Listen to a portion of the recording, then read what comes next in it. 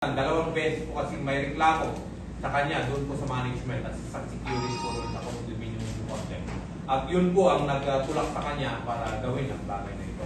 At naiingayan po siya kasi nakatira po sila sa isang building lang. Yung isang biktima. Yung unang binaril po niya, sa isang building po siya nakatira. Yung isa nasa 8th floor and yung isa po ay nasa 10th floor. And dalawang beses po na kumakatok po. Allegedly, kumakatok po yung victim. Ano po yun?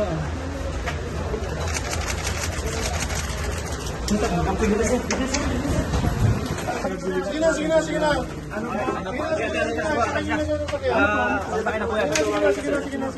Gamitin nyo na. Sabay nyo na.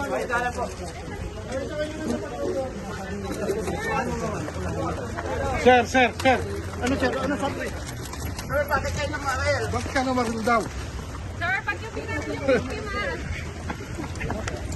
Sir, bakit kayo namaril?